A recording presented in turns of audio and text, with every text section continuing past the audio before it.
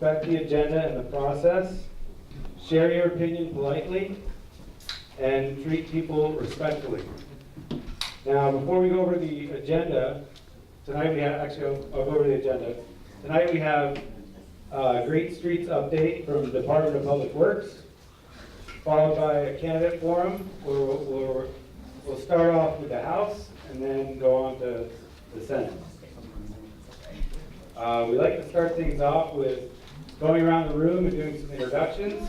So we'll have a mic passed around and everybody can introduce who they are.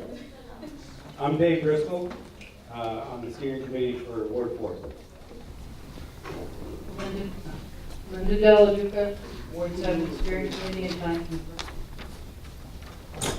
Rick Workman, Ward 4 Steering Committee. Josh Winott, I'm from Essex, I'm a candidate for state senate. Hi there, I'm Kimmy Anderson. I'm actually representing Senator Debbie Ingram tonight. And I think right now is when I have? After you go through. Or after we? Okay, excellent. Can't wait. Jeff Clark, Ward 4 Steering Committee. Ward 5 resident. Kate Stein, Ward 7, and I've been working on the VHS re-envisioning project along with Jim Holloway.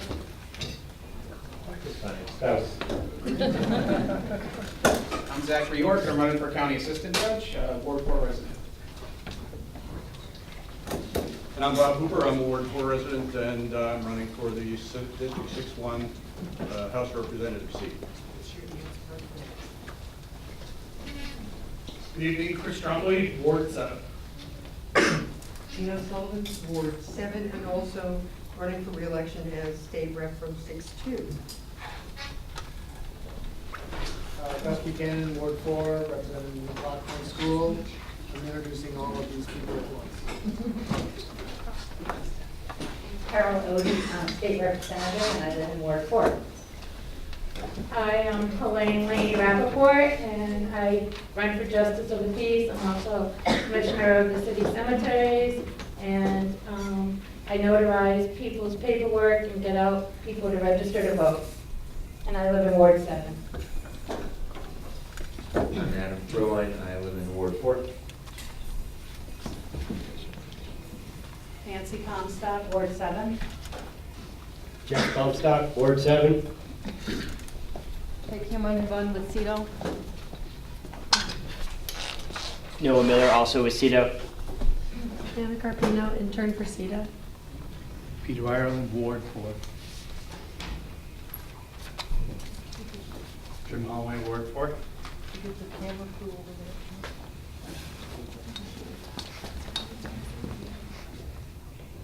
I'm Habiba.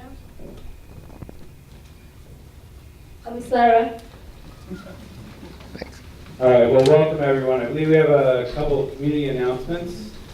We'll start with Debbie Ingram's surrogate.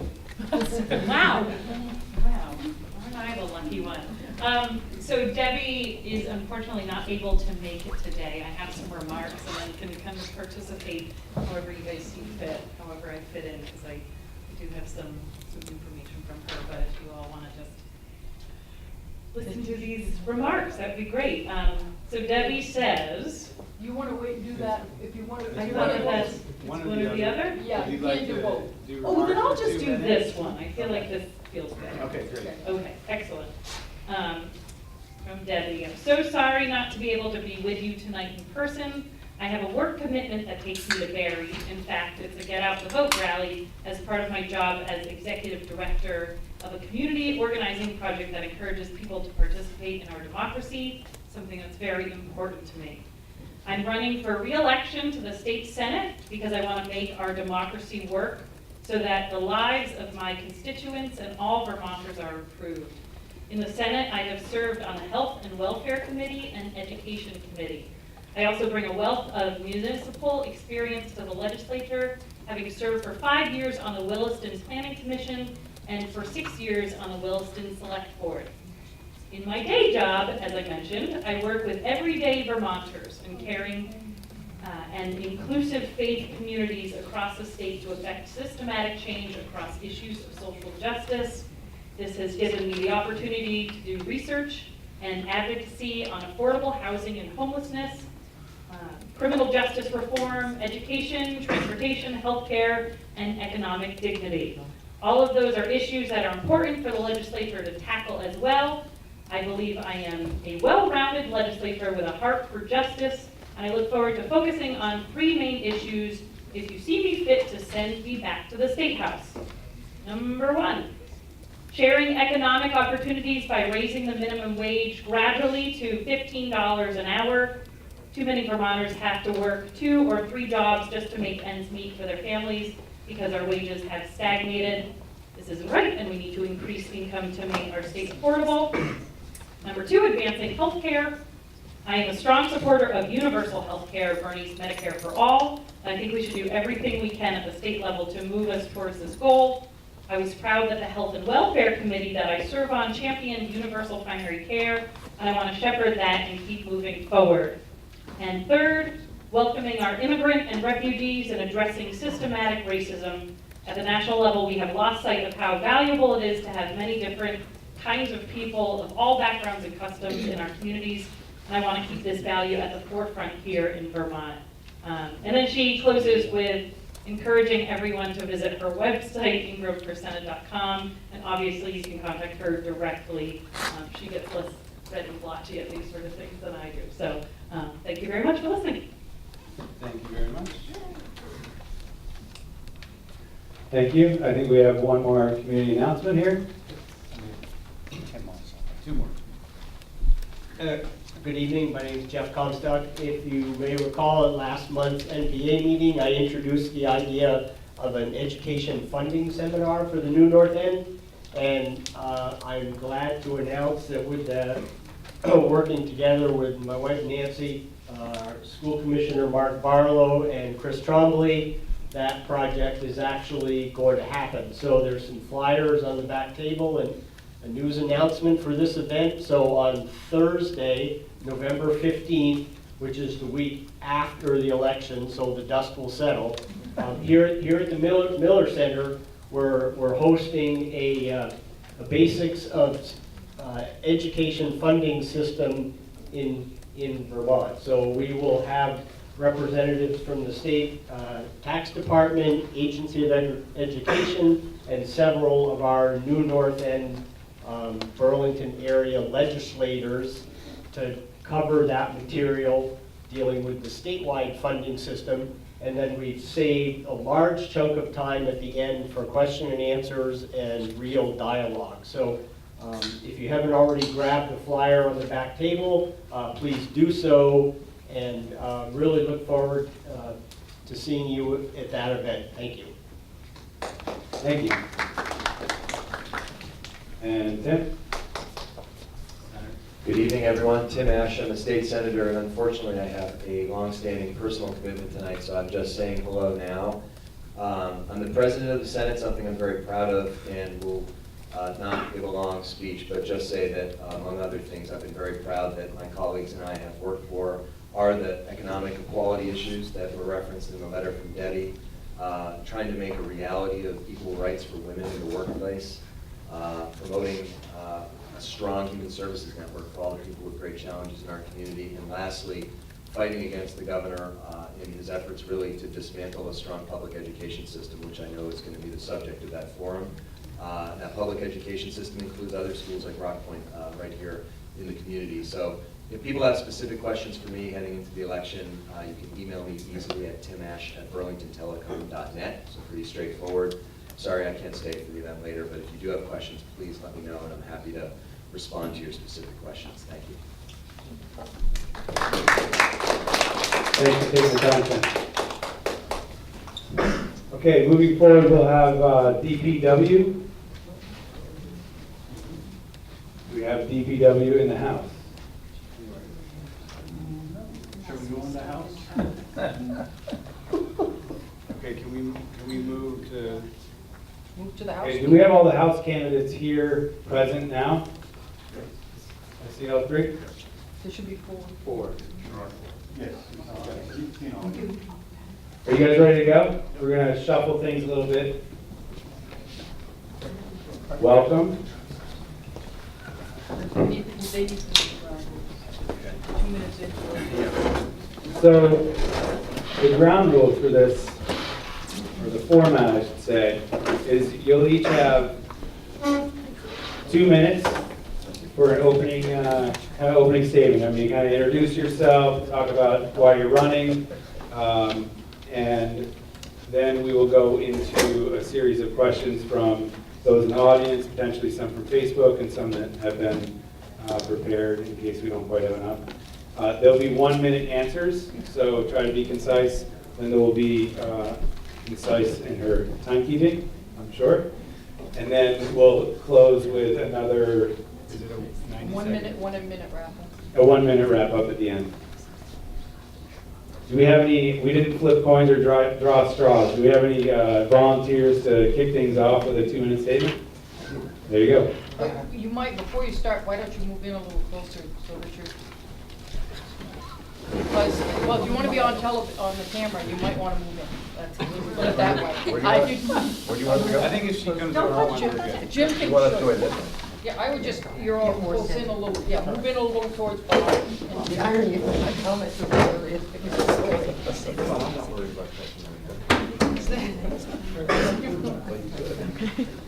Yeah, I just want you all to be on, that's all. Okay.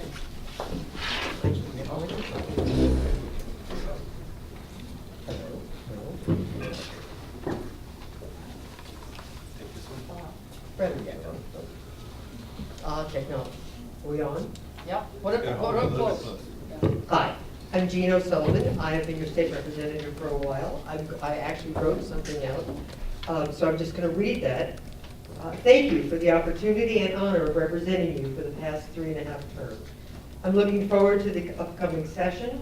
I start every session with goals set from my many conversations at the doors and in the neighborhood. I wanted to share with you my top priorities. First, we must exempt military pensions from Vermont taxes. This is a way of honoring their service. It is also a highly effective way of retaining those Vermont Guard retirees who are young, entrepreneurial, and already have fully funded pensions. Second, adult basic education must be revamped and expanded to workforce development.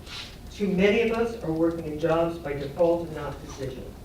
In this low unemployment environment, businesses are putting money in training and retraining. This is a perfect time to expand our offerings to folks who want to move up the ladder financially and professionally.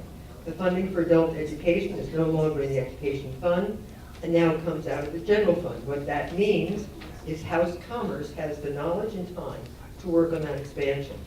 We can partner with businesses to offer courses that will open doors for adult learners. Third, we must bring the cost of workers' compensation policies within the realm of reasonable. Luckily, our statewide ratings for safety are so good, we're seeing premiums go down. However, startups are relegated to extremely expensive high-risk pools. Small contractors who add on staff in the summer don't have an available, reasonable seasonal rate. We're losing our wood and forest workers because of high premiums. Fourth and last, mercifully, tax and regulation of commercial cannabis growing in sales has to be accomplished in the upcoming session. Tax and regulation is economic development in the purest form. The goal should be to create an open space to bring our local entrepreneurial black market into the green market in the least disruptive way for the public and the entrepreneurs. There will be many versions of this, as long as the dual purpose of economic development and conversion to a legal economy are met. The final configuration will be successful. Thank you. And thank you, Linda. Thank you, Representative O'Sullivan. And thank you, Dave Driscoll and Linda and the NPA for this event tonight. I'm Kurt Wright. I'm one of the state representatives here in the New North End for District 6-1. It's been an honor to serve you for a number of years. I have been out knocking on doors every night and all day on the weekend for 2 months now. I've knocked on thousands of doors. I've knocked on thousands of doors for a number of years now, probably knocked on more doors than anybody in the history of Burlington. And it's been an honor. I love knocking on doors and hearing what all your thoughts are. I've heard about the affordability crisis. I've heard about Lake Champlain cleanup. I've heard about the need for more good jobs in Burlington and Vermont. I've heard about the need for more good housing, affordable housing. And those items certainly will be top on my agenda if I'm fortunate enough to be reelected and go back. I have worked across party lines for many years, including in this past year. I agree with Representative O'Sullivan very much so about the military pay. That's been one of my, it's an issue that I actually was a co-sponsor of as well. I also sponsored legislation on Social Security with Representative Odie and others as well. And in the Ways and Means Committee, I helped shepherd that bill along with other people. Nobody should ever say we did anything on our own, because we know we can't do anything on our own, right? But working together with others, we actually achieved being not one of just 3 or 4 states now that follow the federal rules on Social Security and tax it at the highest level, but now we exempt it for up to $45,000 for a single person and $60,000 for a couple. And so for a change, we're actually putting a few more bucks into people's pockets, 35 to 40,000 people, instead of taking more money out of their pockets. So I think that's a welcome change. But I've also, when St. Albans Messenger and other papers actually talked about a lobbying issue that didn't work well, that we were allowing these events to happen where lobbyists legislators were taking in money, or groups were taking in money as bills were being written. We all said it was unseemly, and it was. I sponsored an amendment on campaign finance reform that actually changed that, and that is now no longer supposed to happen. So there's a number of other things, but I know my time is up, and so thank you for the time, Hooper, and I'll move that on to Mr. Hooper. Thank you. Thank you, Kurt. Thank you, NPA. I'm not going to take up a lot of time by trying to introduce myself. I've been to your door. I've knocked on over 2,000 doors so far. I'm not done. If I haven't gotten to your door, I will. So my website, bobhooper.org, contains all the information that I would be talking to you about now. I think I'm more interested in hearing what your questions are, so that's what I'm going to try to make as much time for as possible. Although I am going to challenge you as voters. Finding out what we're about is the best thing that you can do for government. So there's an amazing amount of information available. You can go to the Secretary of State's website and find out who is financing the campaigns that you see before you. You can go to the legislative page and find out who did what work in Montpelier. This particular candidate from January 2016 to May 2018 got involved in 130 bills. 52% of them were celebrating birthdays or sports team victories. So those are things that I think when somebody comes to you and says, I'm going to go to Vermont and work for you, these are important jobs. We were the first state to outlaw slavery. We were the first state to give women the right to vote. We were the first state legislatively to do civil unions and marriage equality. We did net neutrality. You send people down to Montpelier to do serious work. And the way you find out if they're serious about that work is investigating their agenda. On the back table, you'll find my palm card, a lot of information on it, and I hope we get a lot of questions from you all. Thank you, everybody. My name is Carol Odie. I'm one of your 2 state representatives, and as I go door to door, I hear that the economy, taxes, Vermont's quality of life continue to be your priorities, and we are making progress. I voted for legislation to help with taxes and to help Vermont's economy grow. I co-sponsored a bill to make property taxes fair by requiring a study of the education tax formula to take into account Burlington's student population. I co-sponsored a bill that didn't go as far as the bill was written, but that did eliminate Vermont's income tax on Social Security for those filing singly for up to $45,000 yearly income, and for those filing jointly for up to $65,000 a year income. I also co-sponsored a bill to eliminate taxes on military retirement benefits, but that did not pass. I would work on that again, both to draw retirees here and to not to lose retirees to other states. We increased the child care investment by $2 million for working families. We invested $5 million in technical education, job training, and higher education, and created a 4-year scholarship for Vermont Guard at all state colleges, UVM Norwich, making V10 competitive with surrounding states.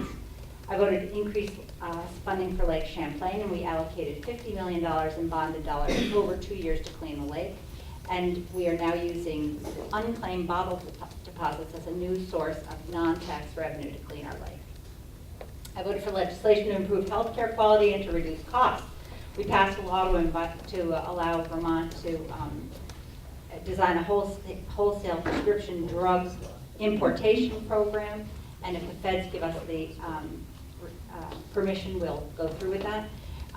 We funded more mental health care beds to treat patients rather than hold them in emergency rooms, and increased pay for mental health workers, and we increased treatment and reduced wait lists for opioid treatment programs. It's been an honor to serve you, and I hope you cast one of your votes for me. I'll talk later at the end.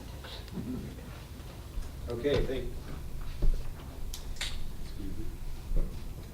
thank you all very much. We're going to open it up to questions from the audience here. I can see any hands, anybody that has questions for the candidates.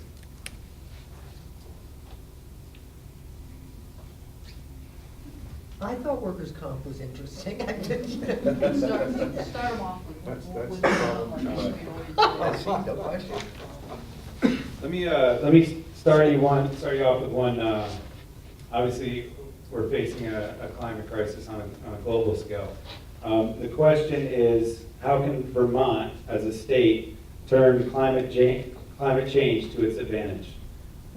And Mr. Hooper? I'd be happy to respond to that. I think climate change is one of the most serious problems that we are facing today. And quite frankly, there is no way that climate change is going to be an advantage for anyone. I think the sooner we recognize that, the better. It's an opportunity for our local industry, our academic institutions, our brightest and best, and I look at the kids in the back of the room, to come up with ideas that will mitigate what industry and ignorance has created in the past. But this is the recent report that came out said we're on a very slippery slope, and if we don't do something quickly, we're all going to be swimming on our way to Miami Beach. That's not a world that I think we should be leaving to our grandchildren and future generations. Representative O'Sullivan? I'm sorry. So just to say, we had a really amazing two-day seminar last fall that Paul Costello brought together about climate change and economic development, and bringing in, the vision is to bring in companies, software companies, development companies, who are working on climate change and make this the climate change technology center for the state. It's really exciting. There was amazing national presence there, and we really think this has legs for economic development. Just briefly, there's no doubt about the importance of the economy in Vermont and Burlington. If we do not move forward with that, we will be left behind. That is clearly the new wave of the future. So, thank you. I'd like to say that 19 of the 20 people on the governor's climate change task force requested a study about how to reduce greenhouse gases. And on my committee, we wrote a letter in support of the governor's task force to study greenhouse gas emission reduction and carbon emission reduction, and that is happening now. This climate change, taking the right steps, will bring down healthcare costs because clean air and clean water make you healthier. We can focus on efficiency, like home heating changes, Efficiency Vermont insulating homes, so that we aren't putting our heat out into through our roofs, and changing transportation so that we are using more fuel-efficient cars and even going to electric vehicles. At the same time, my committee worked on a bill, and I argued the bill on the floor, to prevent the fragmentation of forested areas. Forests keep temperatures down, and also they're a wonderful place for sportsmen and for sportsmen and women, and keep Vermont looking like Vermont. And we have incentivized solar panels and wind energy. All right, thank you for those answers. Now, I'm going to pause. All right, we do have a question from one of our Rock Point students. I appreciate you guys all being here. It's pretty awesome. Hi. The opiate crisis is obviously a very pressing issue in Vermont. I was just wondering, what is your plan of action on how to tackle that? Carol? Or sorry, Representative.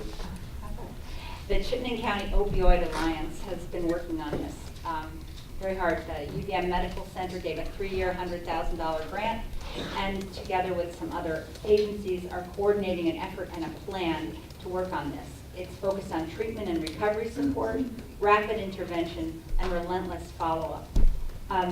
We have reduced waiting lists and increased treatment options. But there's still more to be done. Crisis is a word that, definitely applies to this, but if we look back, this was a manufactured crisis to some degree.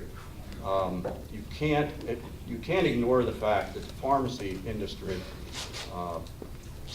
did not trust these, or test these drugs to the extent they needed to be tested before they threw them out into the population. Doctors had no idea when they got the things how potent they were, how addictive they were.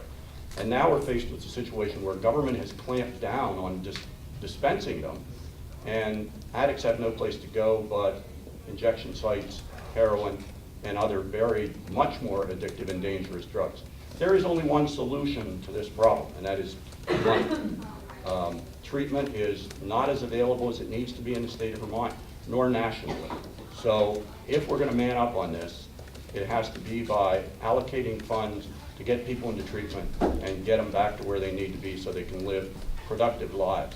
And the other side of that coin is the Trump administration and some other people have ideas that deregulation is the best way to go. That's what got us into this problem. So government has a role, and we should be doing it. Thank you. I want to give some credit to Governor Shumlin, who a few years ago made this the whole focus of his State of the Union speech. It got national attention, and give him some credit for that. At the time, though I knew it was a problem, I think it was good that we focused on that. At the time, I thought he should have also talked about a few other pressing issues, but give him credit. He shined the light on this problem. Governor Scott has continued to focus on this. Mayor Weinberger has focused on this as a big agenda item here in Burlington.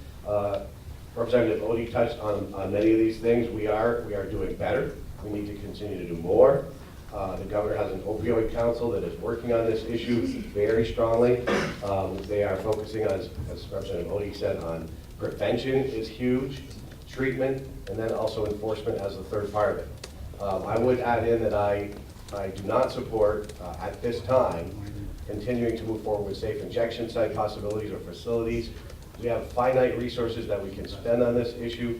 There are better strategies that are working, that we are moving forward with, than one that actually is illegal and we're not sure about the results of it at this time. Well, I agree with everyone else. There you go. No questions? Okay, thank you for that question, and thanks for your thoughtful answers. We have another question in the back.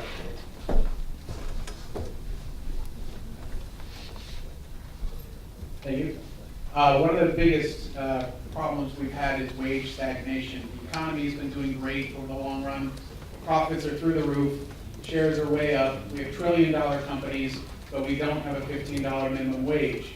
How do you feel about that? Are we going to do it gradually over 5 years, or is it going to be something that would take even longer? Because one of the biggest problems with the affordability crisis we have is wages are stagnant, cost of living is through the roof. And when I say cost of living, I mean health insurance. When I say cost of living, I mean your car payment, your car insurance, your phone. So what's going on with minimum wage increase? Thank you. Representative O'Sullivan? I served on the minimum wage study committee and supported the $15 minimum wage. I think we'll, if we have a veto-proof majority in the House, we will see minimum wage. That's the fact, those are the political facts. If we can get a veto-proof majority, we'll get it. The reality is Amazon raised it to $15. I serve as ranking member of House Commerce. $15 is just a start. We need $15, we need benefits. What will happen is you have wage compressions, that'll push wages up even higher. And every dime that sector gets in their pocket goes back into our economy, almost 100%. Food, shelter, clothing. It builds our economy, just like lake cleanup is an economic development piece. $15 an hour goes right back into the Vermont economy. So, the issue that you bring up, Zach, is two-faced, I think, is the best term. You can walk into McDonald's up the street here and they'll offer you $11 just to walk in. So envisioning that you're going to wait 5 years to bring it up to 15 is unrealistic, I think. That money, as Gene said, does immediately start to circulate in our economy. The other side of it is corporate profits are at an all-time high. And the stock market is now, or up until 2 days ago, bumping off the roof because corporations are buying back their stock and effectively faking their value of their companies. So $15 is, relatively speaking, over the course of inflation, much less than the minimum wage was in the last generation. So I favor doing it sooner and doing it righteously. It's not something that anybody should fear. It's money that will regurgitate itself in our economy and make the whole state a little better off. Representative Wright. Thanks. I have been a representative that has supported minimum wage increases before that were reasonable. I was a sponsor of a minimum wage amendment on the floor. I did what the governor at the time wanted, something that the president was pushing for at the time. It increased us to one of the top minimum wage states in the country at the time. I've also have supported that we have an automatic inflation-adjusted minimum wage every year. However, I think we have to be very careful. Big businesses can always support these increases.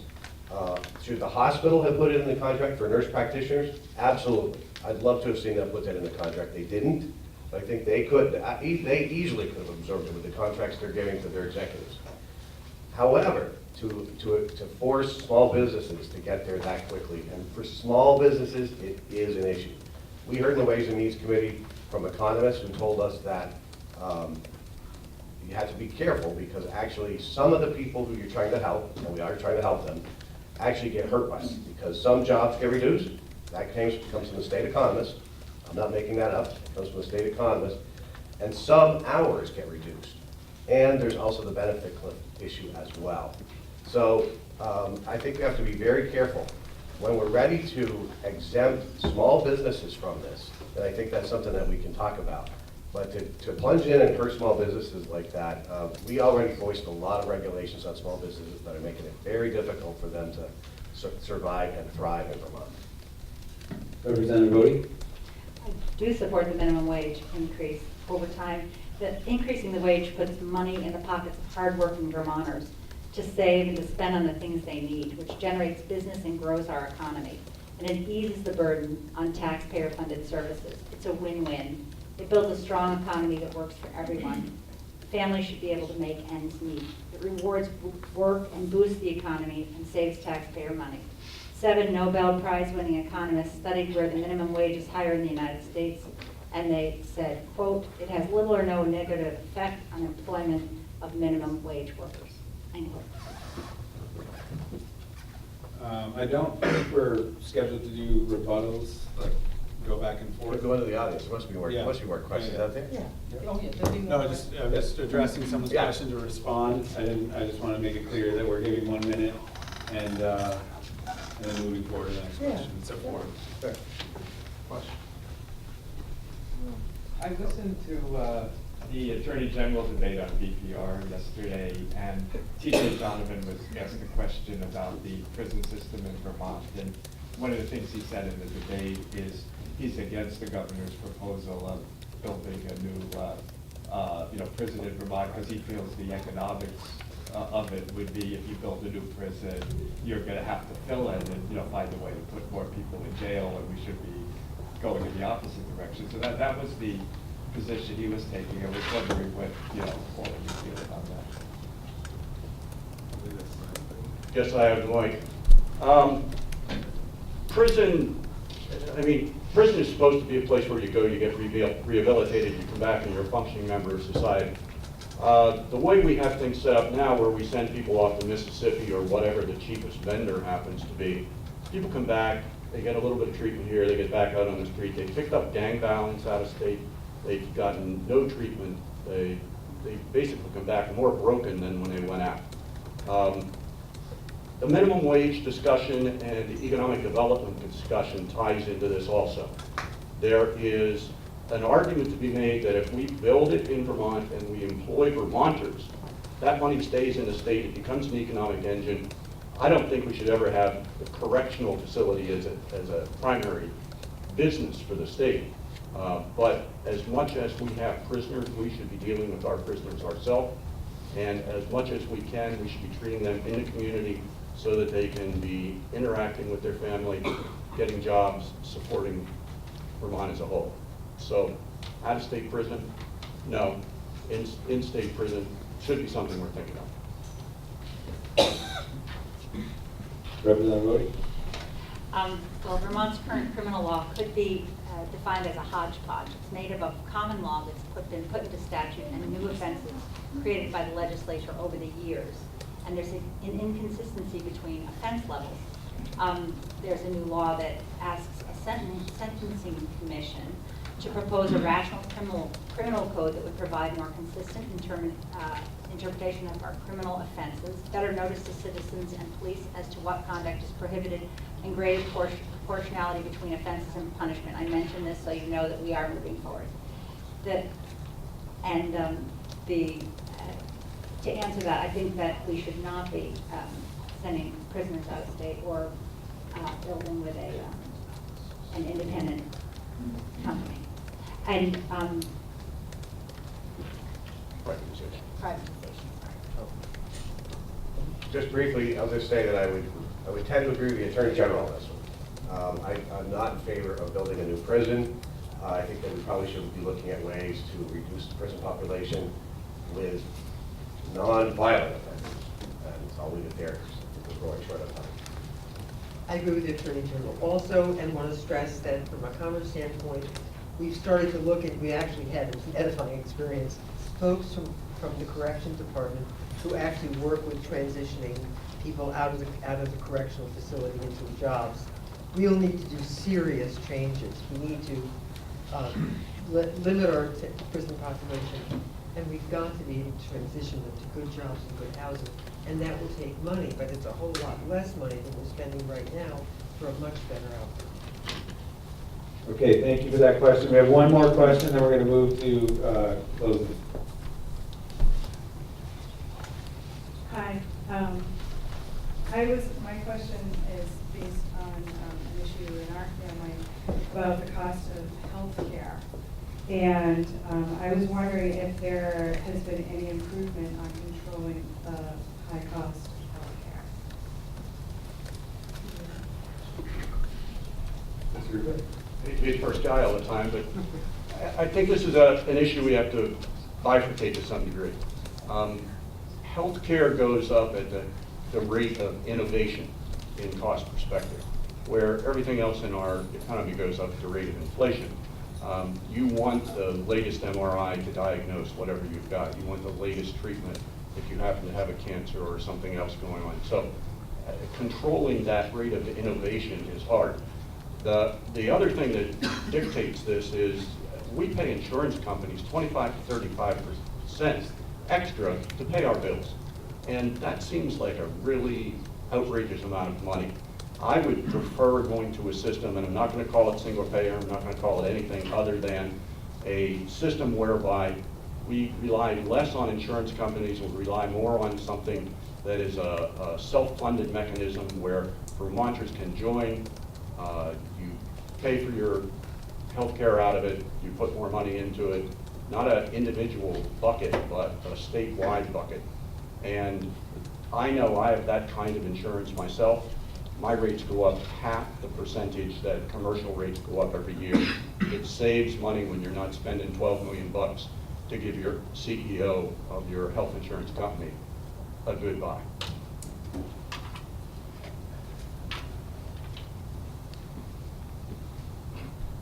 Representative Sullivan? Well, I think the two things that are on the table is the cost of healthcare itself and the cost of the insurance for it.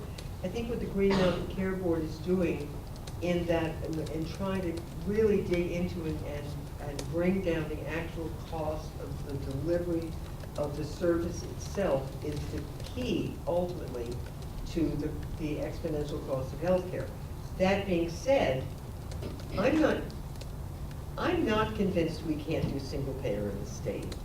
I think it takes a cultural change, because what it does, it shifts the cost away from an insurance premium and into a sales tax, employment tax. And that's a cultural shift that the state would have to do, but I think the state could make that shift if you could sell them all the benefits and make the case successfully. So I'm not gonna let that shift go down. Thank you. Well, Governor Shumlin did let that ship go down. Well, yes. And it was tried. We spent a lot of time on that proposal, and it didn't fly. Governor Shumlin was the one. He proposed it. He pulled the plug on it. It was found to be simply too expensive. It was a $4 billion experiment. I like the idea of it, but the idea of Vermont as a small state trying to do that on its own we found that it's just unworkable. I think we're better to try other ways. Right now, we're trying a new approach. I think Representative O'Sullivan was referring to that, the all-payer model. It is more about trying to prevent, more about prevention with healthcare patients rather than the old way that we were doing it. And I'm open to any proposal anything that's proposed that does not harm the quality of care, but that actually does reduce costs for Vermonters. Going along with that, something's being tried now with capitated payments being made on behalf of 40,000 patients, so that those payments are used to keep people healthy rather than to have them in the emergency room. They're monitored from home, and we've saved $2 million in a year doing that. We're trying for non-opioid approaches to pain management, palliative care, prescription drugs, importation program, prescription drug transparency law, breast imaging without cost sharing in some instances, trying to keep women healthier, and greater access to physical therapy for chronic physical pain. Started that way, want to start the other way, folks? I've got 1 minute. Okay, so we're gonna move on to closing, and to stay with tradition, why don't we have Mr. Hooper start? And then, let's get, because Carol just addressed that, unless you're ready. No, I'm Okay, like a minute, yeah. Thanks all for your good questions. We've got a minute. I would love to actually sit down and have an actual debate at some time rather than this question and answer thing. I actually think safe needle injection sites will save us money. I don't know where people think that dragging people off to the hospital and jamming Narcan up their nose is free, but there's money to be saved there. There's something in the Constitution called equal protection under law. So the idea that because you run a small business as opposed to IBM, you should be paying a different minimum wage flies in the face of your constitutional guarantees. The scale of single payer, we do it in the state now. The teachers do it, state employees do it, some municipalities do it. It's just a matter of scaling something up. And if it really needs to be a larger pool, Maine and New Hampshire have worked with us cooperatively many times in the past. It's a New England way of moving things. We should be doing it. Again, I'll call your attention to website. All the endorsements that I've achieved are on the back of this card. A lot of them are political folks. I'd say don't pay much attention to those. But there are some groups on this card that are actually individuals that come together that have an agenda of protecting the environment, moving issues forward. Those are the things that really matter. I thank you very much for your time.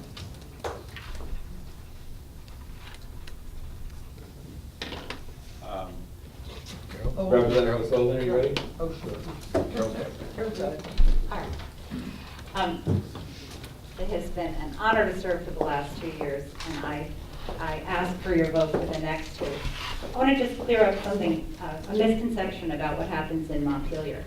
More than 80% of bills come out of committees that are made up of Republicans, Democrats, progressives, and independents, unanimously or nearly unanimously. When they get to the House floor, they're passed unanimously or nearly unanimously. We are working across the aisle to find common sense solutions that work. Your government's working for you. What you read about is what we disagree about, and that's just a few things compared to the good things we're getting done. After just a year in the State House, I was recognized, I was chosen to be, to go to the Council of State Governments, which is located in Kentucky, and do a program called a Toll Fellowship. And the reason was that I was seen as an outstanding rising state government official. My time's up, but I hope that you'll keep that in mind when you go to the polls. And I've worked hard for every vote, and whether or not you vote for me, I care about you, I want to hear from you, and I'll work hard to represent you. Representative O'Sullivan. Well, again, it has been an honor to serve for the past 3.5 terms. I served as ranking member of House Commerce. Without ending on a low note, we just got our natural AAA bond rating in the state lowered. Not too badly, but it did get lowered. And the key to it is economic development. I want to go back to the State House. I have real vision for how we can grow this economy. And I know workers' comp doesn't sound exciting, but it's stagnating small businesses. It's killing our woodworkers. It's killing our people in the woods. There are things that we can do that can exponentially grow this economy. Tax and regulate is going to bring money into the economy.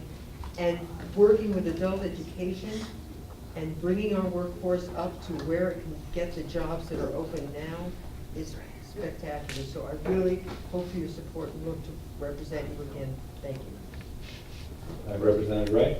Thank you. It's been the honor of a lifetime to have served the New North End for a number of years out here, and I hope that you will continue. I hope that what you still want, what New North Enders still want, is a representative who doesn't care about party. A representative that works across party lines and that does what he thinks is right on every single issue, every single time.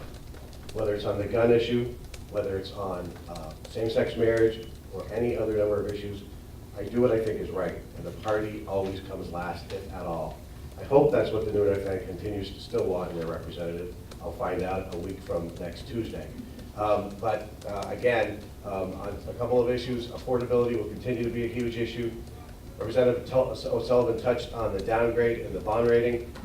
We need to make clear that there needs to be structural changes to that system going forward. We can't just keep pumping more money into that system or expecting taxpayers to pick up the burden. In Burlington, when that system became unsustainable and unaffordable for taxpayers, we didn't just say taxpayers pick up the burden.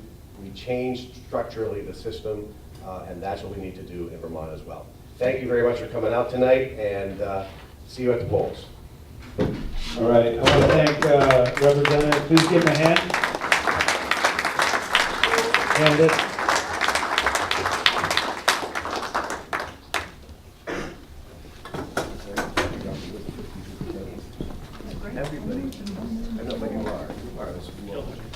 All right, next up, we have some representatives from the DPW to talk about Yes, they the do. Great Streets update. Chapin, Spencer. Great, good to see you. Thank you. Good evening, Jacob Spencer, Public Works, and Robert Golding, Public Information Manager. Thanks for accommodating us during the busy. You need to sit next to each other so we get on. Great. Thank you very much for inviting us in on this busy night. So we were asked by the steering committee to touch on a few key projects and then we'll open it up for questions. Many people have asked about the North Avenue crosswalks. These are 5 unsignalized crosswalks, grant-funded project to install at the following intersections: Ward Street, Killarney Drive / Village Green, Warrior Place, Goss Court / Dodds Court, and Green Acres / Cayuga Court.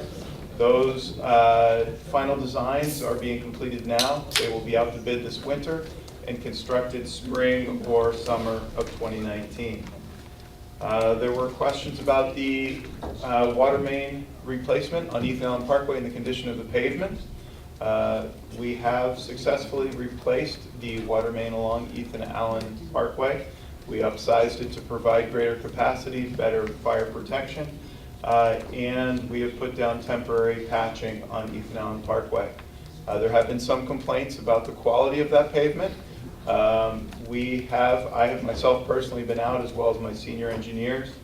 It is in a safe condition. It is not perfectly flat. but we will be putting an entirely new surface on Ethan Allen Parkway next year. There are many benefits to paving the year after a water main is replaced or relined, some of which include the time for us to work with homeowners to replace their services for wastewater or water services to their private homes, and for us to be able to work with utilities, Vermont Gas, telecoms, etc. There was a question about our planning process looking at the North Ave, Ethan Allen intersection. As part of the North Ave corridor study, there was a desire to have us look at that intersection. It's a 5-way intersection where Ethan Allen Park enters in North Ave and Ethan Allen Parkway. We have a planning process underway. The first public meeting will be this winter, and we will certainly get that message out very broadly. Lastly, there was a request to update the public, and thanks to the councilors for asking us to do this, on the residential parking efforts. Wards 4 and 7 do not have curb space managed by the residential parking program, but there are Ward 4 and 7 residents who come to parts of the city that do have restricted parking for resident-only patrons. We have about 8 miles of curb space in the city that is regulated by the residential parking program. We are bringing forward a number of administrative improvements to the program that came out of the residential parking plan from 2016. Some of those will seem more administrative. Some are, in terms of programmatically, are significant. We are going to look to have residents pay into the program. So we're going to start charging for residential parking fees, permits, $10 per permit. That's the proposal. We are looking to cap the number of permits that people can get who live adjacent to RPP streets. Currently, you can get as many as you have vehicles. We are proposing to limit it to 4 per unit for single family and 3 per unit for multifamily buildings. Happy to answer any questions on that. I know many new North Enders, and Councilor Hartnett has been a key advocate in asking for residential parking areas to allow some level of public parking. The plan that was passed in 2016 did suggest we explore this as a policy direction. As a result, the last 2 streets that have come to us for RPP, we have required them to allow up to 4 hours of public parking on their streets. It appears to be working. It is on Bradley Street and it is on South Prospect Street. So this is a move towards responding to that kind of policy direction that we are trying to find the balance between supporting the public generally and the adjacent property, and we're looking for reasonable access to their home. Anything else? That's it. All right, we're happy to answer any questions. Okay, we're going to open up to... Is there questions from the audience? Or Yeah, not? we have Okay. time for it. Yeah, but I have a question that was brought up, why we asked them to come in the first place. Start here. Don't know whether you did it, but the detour for the North Avenue water and sewer installation was beautifully handled. Great, thank you very much. Cambrian Rise was connecting their water service and their wastewater service to the mains on North Avenue.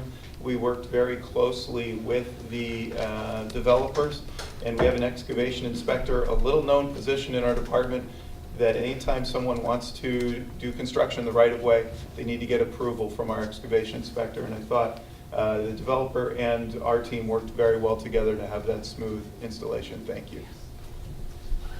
Another question, Hi. Beth?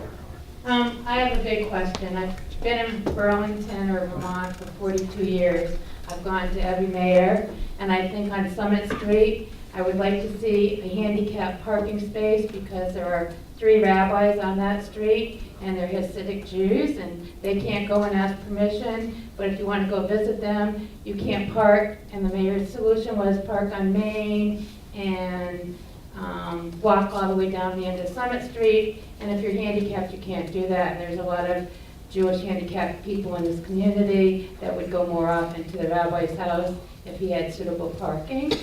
And then I also live on Heidenberg Road, and they paved it, but I know that we need new water pipes, so I'm wondering if you're involved in that project too, and how long is it gonna take before they unpave the road and put new pipes in?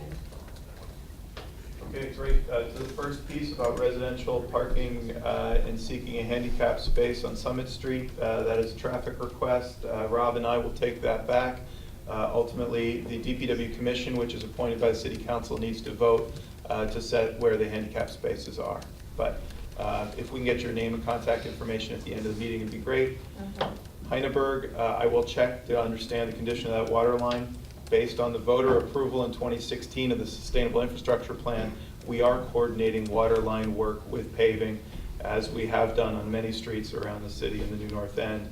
I can check on Heineberg. I do not know of its condition. I don't believe it was near the same concern that we had on Ethan Allen Parkway, but I can confirm. So we will have completed this year 3 miles of renewal of water main. When I got to this job, we didn't do any. So we're turning the corner on a 110-mile system of water mains underground, 25% of which are over 100 years old. Linda? Yeah. One of the reasons we asked you to come was there were a lot of questions last time about the white poles downtown and the flower pots and the bike lanes and general confusion about that, particularly like on Pearl Street when you go to turn to go out to the north end. There's only one parking space for that turn lane now, and that is problematic. Okay, those were the things we'd like to address. Great. You're referring to our quick build program where we're seeking to make changes to enhance safety on the roadways for all modes. We are doing these low-cost improvements as trials to see what works, what needs to be modified, and then the more expensive fix, once we put in curbing, drainage, and other investments, we want to make sure we have the design dialed in. So we have made revisions and adjustments to many of these improvements. I would say, as you point out, this one parking space on Pearl Street, the commission at their last meeting voted to remove that parking space so that we can create a better turn pocket onto Battery Street. So these are opportunities for us to be fluid. Happy to take comments on what's working and what's not. We're concerned about, one of the things was snow removal in the winter with flower pots and. Right. And of course, the New North End didn't get it either, and so we're also, how come we didn't get any? No, I'm teasing you. I understand that there are mixed feelings about this. Go there. No, I'm teasing about that. So we have been working with our winter plow crews. Some of them will be removed for the winter, some will be staying. We need to get the curb radii and ensure that our winged plows can get through and give the public a safe corridor all seasons. So my question. So the question I have, it may actually be for traffic, so maybe I'll just get that contact information, but I'll ask it anyway. Just one of the concerns that I have, and is evident in the truck that smashed into vestries, is the rate of speed people are driving on Ward Street. I live there. Sometimes, it's hard. They're just buzzing past. It doesn't seem like the speed bumps are doing anything. And in terms of finding ways to creatively flow traffic, I don't know ways that, if that's been brought up or if there's been conversations, but that's something that I think is important. I'm sure there's a lot of streets, it just seems like that almost turns into a drag strip sometimes with cars. So that's just one thing I wanted to bring up and see who else I can talk to about that. Happy to get your name and contact information. Ward Street has participated in some traffic calming efforts, and my understanding is there's still some improvements coming to Ward Street to address that. Hey, two quick questions. One, I saw a speed gun thing on Shore Road. Were you just collecting data, or were you alerting people that they were driving and what their speed was? And the second one is, if I was a citizen and I wanted to participate in some way in kind of helping with stormwater runoff in my green belt, and the last presentation for sewer and water, you had some cool stuff that was underground. Is there a way that I can contact somebody to say, like, I have this property, and how can you guys come in to help us mitigate I don't know if it's stormwater, but water coming down the roads to that spot? Great, thank you so much. Shore Road, we were doing both, collecting data and using it as a traffic calming mechanism. We were requested by a resident on Shore Road to place these temporary radar speed feedback signs there. If anybody wants it for their street, feel free to give us a call at our front desk, and we will schedule your street for those signs. As to your second question, there are many ways we can help out personally to improve the lake water quality. While we collectively work to improve our stormwater and wastewater management, things that individual property owners can do. One, you can sign up online as a drain defender to clean the catch basins in front of your homes. Two, you can enroll in a partnership we have with Lake Champlain International called Blue and get your house to be stormwater friendly. Have you disconnected your downspout from the drain to your wastewater stormwater system? In other words, have the downspout go onto the grass where it can naturally infiltrate instead of sending it to the wastewater treatment plant. These are all steps. Having a rain barrel are all things we can do to help make our properties protect Lake Champlain better than we do today. Thank you. Councilor Red. Thanks, Dave. Question, but first just a quick comment. I want to give you kudos on, as we talked about the Cambrian Rise issue where you're working on the street there. We got a call from DPW to let us know that there could be some disruption in traffic. And Councilor Hart and myself, I know Councilor Jang also emailed, but one of the things we asked was that there was going to be a diversion of traffic onto the Beltline, and there was going to be some work being done on the Beltline. And actually we were listened to, and that work was moved back by a few days, and I think that worked much better, so I appreciate you listening on that. But the question, I'm asking this on behalf of some constituents as I'm going door to door. We're asking about crosswalks, and I know that I've read that we're going to do that next year, but there are crosswalks, people down around Flynn School who there's a real issue there with traffic being crazy in the morning, and is there any way that we can move that up, the timeline up for a crosswalk in that, at least in that area? Right, this is the one in West Haven, do you Yes. recall? Yes. Yes. We have received that request. The study and the grant that was written was based on the North Ave Corridor study, which only went as far north as Plattsburgh. I understand the safe routes to school concern. Let's take a look at it and we'll see what we can do. And often we can move more quickly with local funds. We don't have as many local funds, which is why we chase state and federal grant funding. But the unsignalized crosswalks have taken a while to work through that state funding. We will see what we can do at Flint School. Thank you. Okay, we'll take one more question, then we gotta wrap it up. Yes, equity is a concept we hear a lot about in the city of Burlington. So in the context of the North Avenue corridor study, I'm curious when on-street parking is going to be removed from the south end of North Avenue, because quite frankly, as a cyclist, the most dangerous part of North Avenue is driving south from Berry Street to the police station. And so I'm really quite interested when that section of on-street parking is going to be removed, as was imposed on Ward 4 and 7 section of North Avenue. Thank you. Thank you. Trying to provide consistent and unfragmented safe corridors is important to us, and clearly a pathway that ends is not an optimal condition. We do, as part of Plan BTV Walk Bike, have identified Lakeview Terrace as a neighborhood greenway to connect from where the bike lanes end on North Avenue to the waterfront, to Depot Street, and back to North Avenue. That project is on hold while the part of that corridor is under construction for the new Redstone housing development project. We had planned to install the greenway this year. We were going to install it next year. I hear your point. We do remove parking in situations where we can get a significant gain in safety. We did remove parking this year on parts of Pearl Street. We did remove parking on Lower Pine Street this year to accommodate pedestrian and bike improvements. I can check in with the staff about whether we're looking to remove parking on that southern section of North Avenue If the Greenway goes in next year, I don't have the answer to that, but I can follow up. Thank you. What is the plan for paving the rest of North Avenue?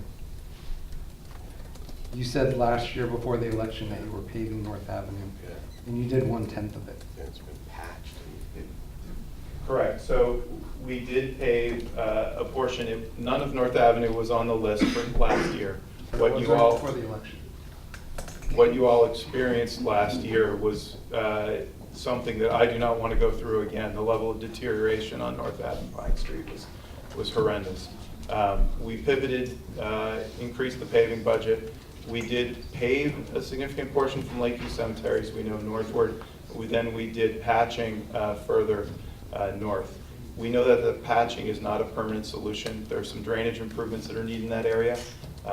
I do not have right on my tip of my tongue when we're looking to pave the other sections of North Avenue that received only patching.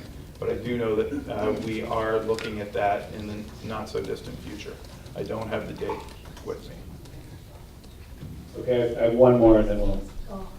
Hi, this is super quick. I'm just curious how sidewalk repair is prioritized and what's the proper way to put in a request for that, because there's a lot of it in the North End, and I submitted something for that C-click fix about 5 years ago, and nothing's happened yet. I'm just wondering what the proper channel is and how that's prioritized. Great, thank you. C-click fix is a great tool, and it is a proper way of doing it. You can also call us or email us. We have 130 miles of sidewalk. When I got here, we were repairing 1 mile of sidewalk a year. Sidewalk life cycle is 40 years. You can do the math. We were replacing sidewalk 1/3 of the sustainable replacement rate. We are now replacing 3 miles of sidewalk a year. 3 out of 130 is still just about on 1/40th of our system a year. So there are sections we are still trying to catch up on.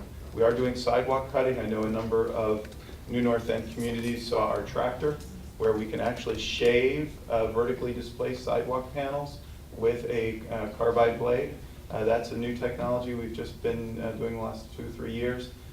I apologize we're not getting to everything, but feel free to follow up with us, confirm it's on the list, and we are getting to as much across the city as we can each year. All right, I want to thank Chapin and Rob, Spencer.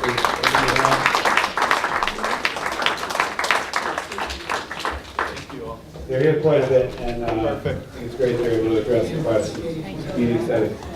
So we're going to bring up the candidates for the Vermont Senate.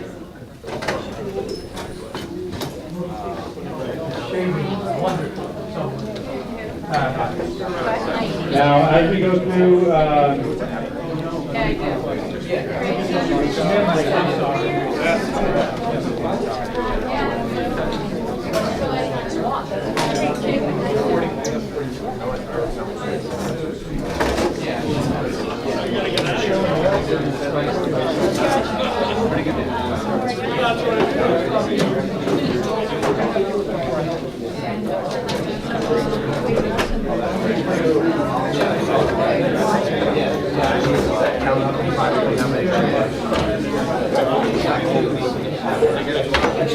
right, we have a lot of candidates here from. Everybody can take their seats and quiet down.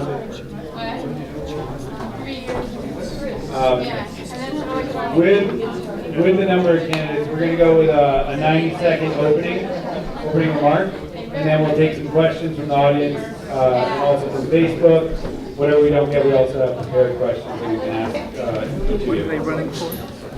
What we'll do, we didn't draw straws on who's going first, so I'm just going to go ahead and start down here at this end. We go with 90 seconds, and we'll work our way right down the row, and then as we get questions, we'll start and we'll move it down. Okay?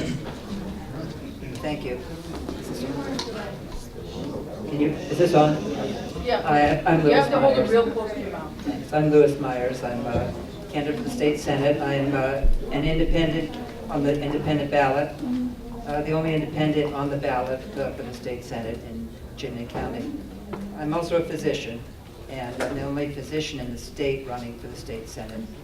And in fact, we have not had a physician in Vermont in the state senate in 3.5 decades. And I think that's important right now because Vermont is in the process of changing its entire healthcare system and to something called the all-payer plan. And I think it's going to eventually affect nearly every Vermonter in their health care. You know, as physicians, just in general, we are trained to solve problems. And as we go through our training and through our practice.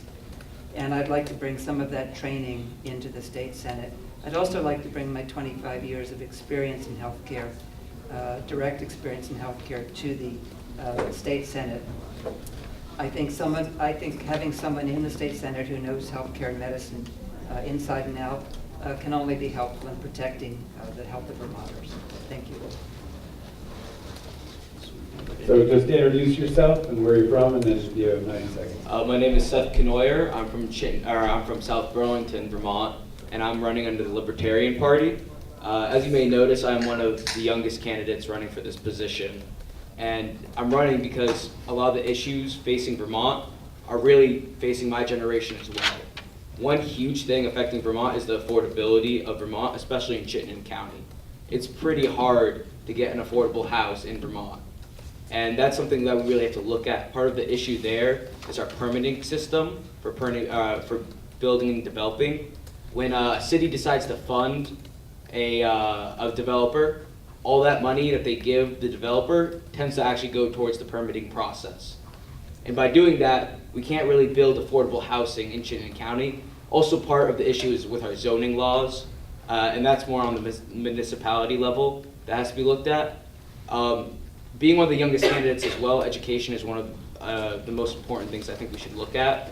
I've been really pushing for a school choice system in Vermont where you get to decide, or the student gets to decide the best education fit for them, and then the money follows their heads to the school they decide. And by that, the kids will be seeking the education they most feel is fit for them. Sweden has a very similar system in their country. It's been working out great for them. And I think it would be great education-wise for our kids. Sweet, thank you.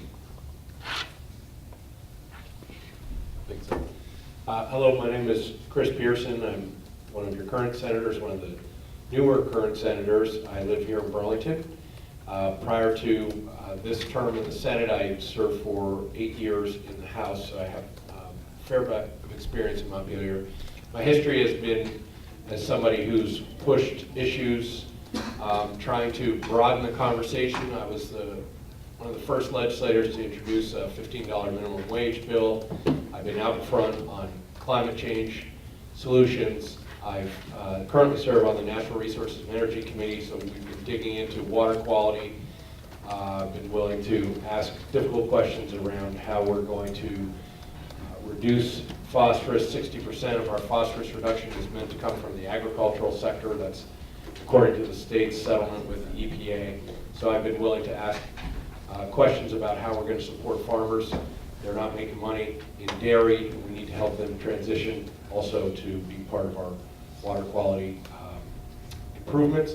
I've also been out in front pushing solutions around our democratic process. I was the lead sponsor of the automatic voter registration. Now we're proud to say we have over 90% of Vermonters, eligible Vermonters, registered to vote. I'm endorsed by Bernie Sanders and Peter Welsh, many other organizations that watch the State House closely, and I'd be honored to have your vote to continue serving the county.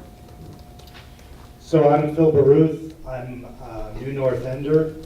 Currently live over on Nottingham, lived on Curtis for a number of years. I also served as a school commissioner for Ward 4 for 4 years. And so when I went into the state Senate, I tried my best to always be thinking about what was best for Vermont, but not to forget what was going on here in Ward 4. So when I became chair of education 2 years ago, the first thing I did was to bring the Senate Education Committee to the Burlington school system, Superintendent Obeying, and I took the committee around to a number of different schools. Then we went over to Winooski.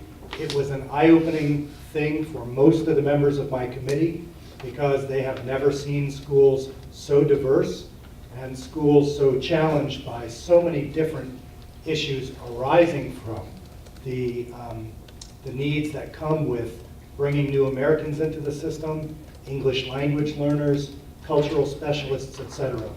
So I'll talk a little bit more later, but we were able to make some changes in special ed law that will create more flexibility to move money to the education of of English language learners.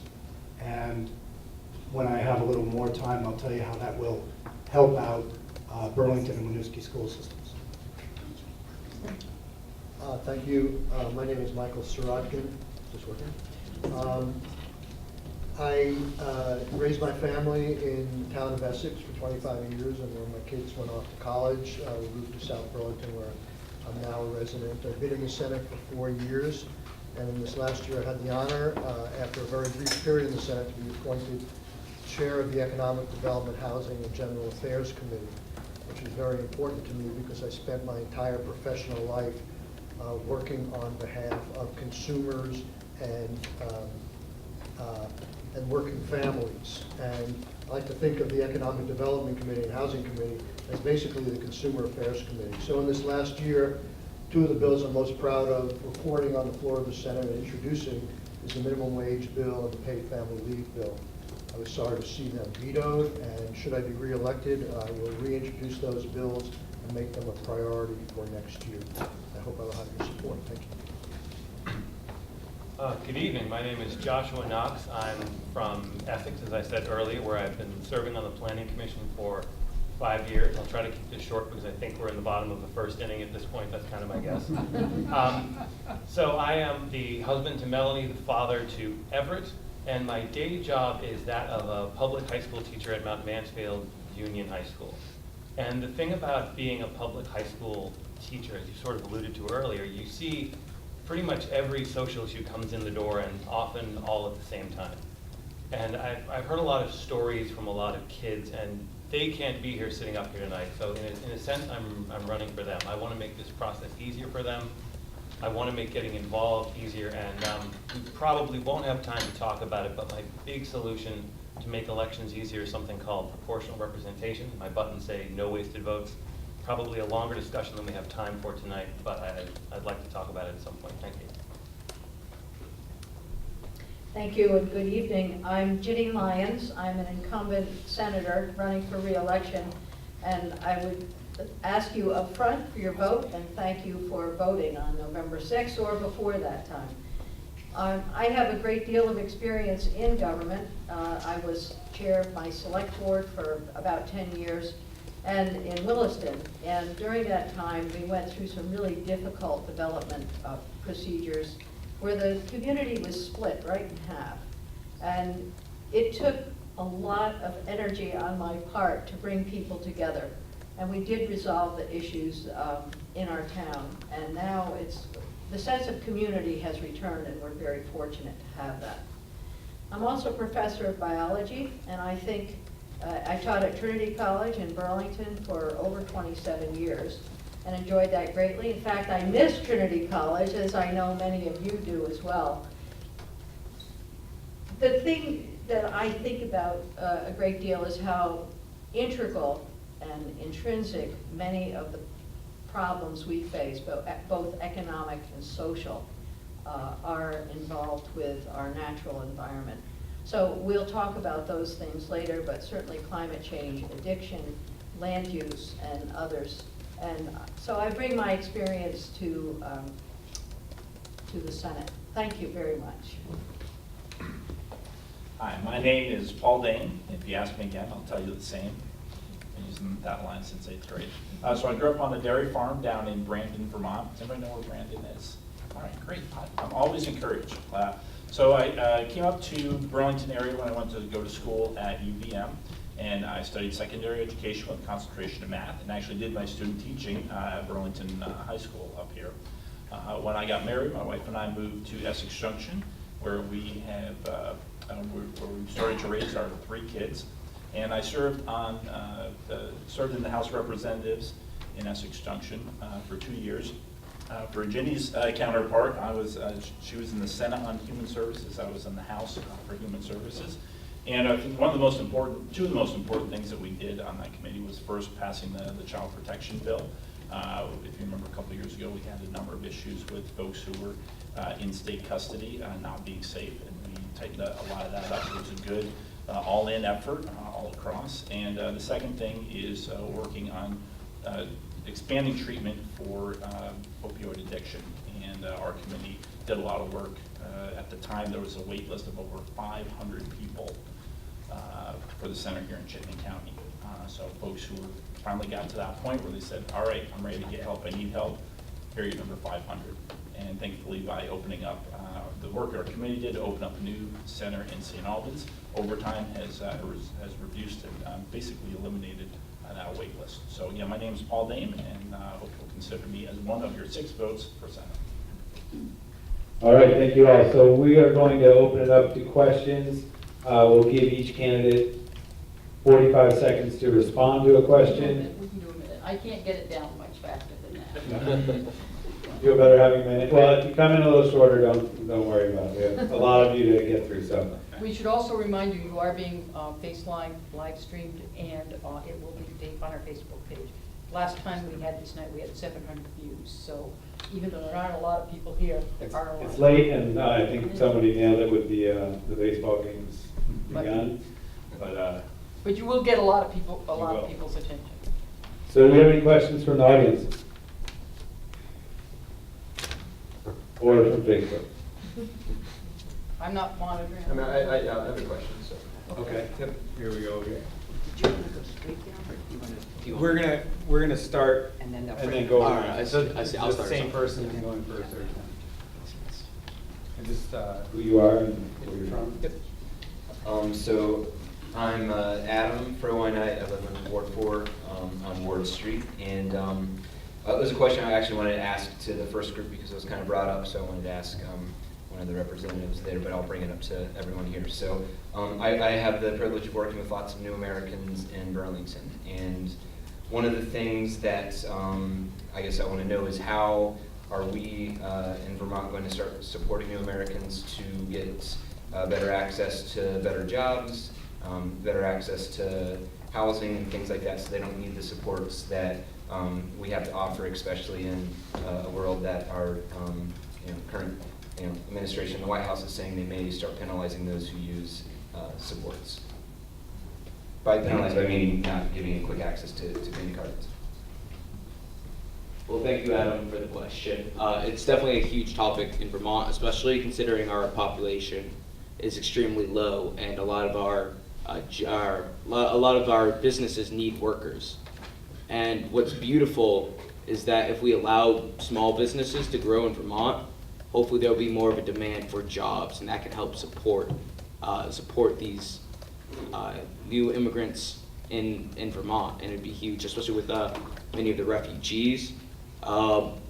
With education, I think, once again, I think a school choice system would be best for education. Now, education for adults, I think we need to look towards the communities and municipalities to really put up that support. I'm not sure how much the state government should be stepping in and getting involved with that. Now, on the level of Trump, I certainly disagree with a lot of his policies, especially towards immigration. I believe that people should be able to immigrate into the U.S. and assimilate into our culture because it's great. And that's part of what makes America so great, is the fact that people can come to our place. Thank you. Thank you for your question. It's a good one. Senator Baruth alluded to part of, I think, the challenge in the Burlington school system, and Winooski in particular, is that our schools are struggling to help folks who are learning English.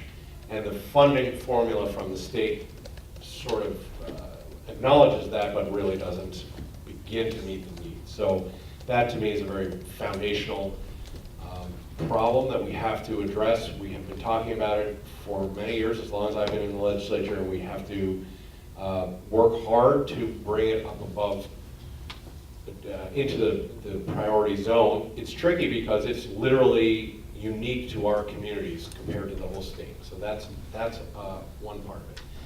I'm proud that we were able to pass a housing bond a year ago, $30 million to add to the affordable housing solutions. Every year we invest in affordable housing, but this was on top of that. We are always playing catch up. Housing was recently identified as the top issue related to affordability and challenges here in Vermont, and it's in particular for new Americans. So I think we just have to keep pushing forward. It is challenging to find the resources because there's a lot of competing demands. So I will just talk a little bit more about what I mentioned before. Chris mentioned altering the formula so that we would get more for the needs of new Americans. Altering the formula is dynamite in the State House, and it always blows up because if we alter the formula for our needs here, rural communities elsewhere that are not dealing with new Americans would see their tax rate rise commensurately with the amount of money that we get. So the way that we dealt with it was when we revamped the special ed formula and the special ed system, we broadened the category from students who are on IEPs to students who struggle. And students who struggle as a category now includes English language learners as well as kids who are on IEPs and other behavioral programs. So we preserved the requirement that kids on IEPs get their IEPs fully funded, but schools have greater flexibility to use a lot of streams of funding that were closed before for English language learners. So Winooski and Burlington school districts in about 2 years will see much greater flexibility. That was something we had talked with the superintendent about when we visited, and we made it happen. Thank you. It's a great question. And I want to say that in some of the material that I left in the back, we have choices on our literature, what pictures we put on there. And one picture I was most proud of putting on my literature on the little card I have there is a picture of the swearing in of new citizens on the Fort Ticonderoga at the Shoulder Museum 2 years ago. It was an honor to be there, to be among the new citizens, and we were on the verge of the elections of 2016, and we have little idea of what was lying ahead of us. I am also proud to say that tomorrow I will be going to the bankruptcy court in Burlington to swear in new citizens, and we'll have an opportunity to speak to those new citizens tomorrow. As I said, I was chair of the Economic Development and Housing General Affairs Committee, and we did the $35 million bond. But what's not known about that $35 million is the leverage it brings. It actually turns out to $100 million by the time you get the leverage you get from federal and other private resources. We have $100 million in new housing, and the whole idea behind the bond was we give about $12 million each year to the Vermont Housing and Conservation Board, but they gave up about $1 million in their annual funding to pay for the interest on a bond that would allow the money to be infused into the economy and new housing immediately, as opposed to rolling it out for 20 years. And there was one of the questions that was potentially asked is, have you heard of any what's your favorite idea you've heard of on the campaign trail this year? And one of my favorite ones is to do a bond like that again. It's not new, but it worked, and we need more housing.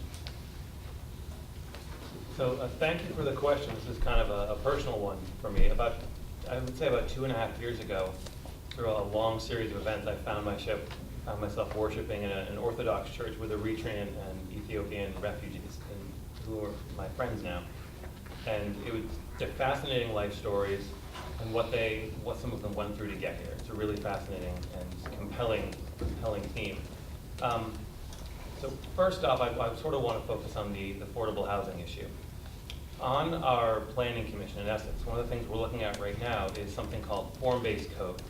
And what this does is, it's kind of technical, but instead of having your standard zoning, which tends to isolate housing types, it allows you the flexibility to build neighborhoods, and based on the form of what works together. So the idea of you can have mixed unit housing a lot more easily. And this is the kind of thing I think we should be sort of promoting around the state, because it gets neighborhoods, it creates communities, and the housing stock is replenished in a way that works for everybody. And on sort of the federal administration side, I'd just like to add, I don't think we should be in the position of enforcing federal immigration law at the state level. Thank you.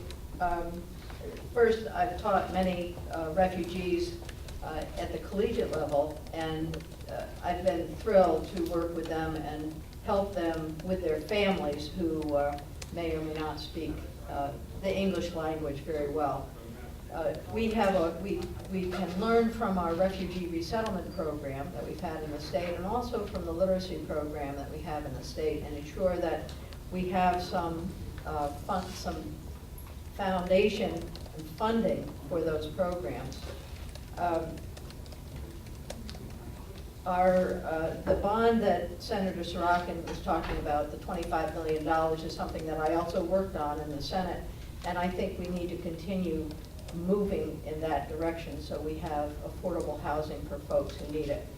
And finally, on a personal level, my son-in-law is a new citizen. I was at his swearing in last year, and I'm very proud of that. Burlington has the experience of having many different languages. We need to ensure that those folks who speak another language are fully supported, and that we can provide them with English as a second language.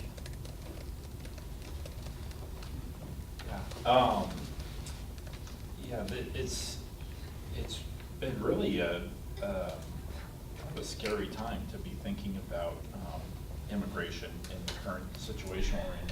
I mean, my wife is an immigrant.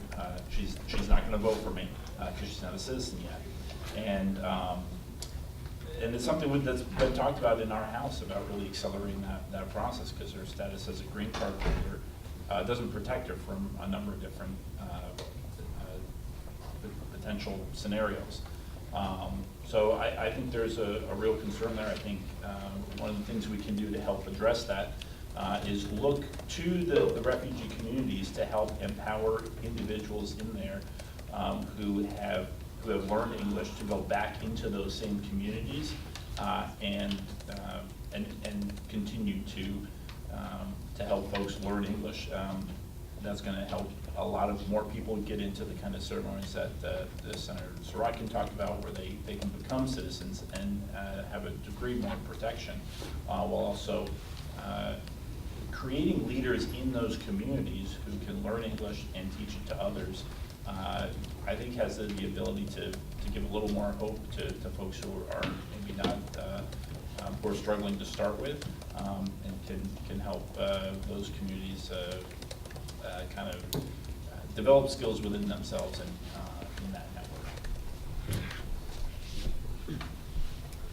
Well, it's a fact that most of the new Americans in Vermont live in Burlington and Chittenden County. And certainly we have perhaps the most jobs and well-paying jobs available in the state, but we also have the highest cost of living and the highest housing, as we've discussed already. In the meantime, we have towns across Vermont that are simply withering away and dying for lack of people. We have farms that can't find workers. We have jobs that are going unfilled throughout the state. And I've thought for a long time that it would be helpful to try and encourage and match some of our new Americans to some of these outlying areas. They would bring their fierce determination, their hard work ethic, and in many cases their agricultural background and skills to places where it's really needed. Many of their skills that they come with from their own countries now are less useful in downtown Burlington. So if we can find a way to do that, that would be helpful. I know in Rutland, we were expecting to get 100 Syrians in. I was hopeful that they would come.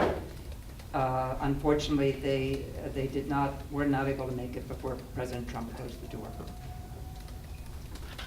All right, thank you. I have another question from the audience.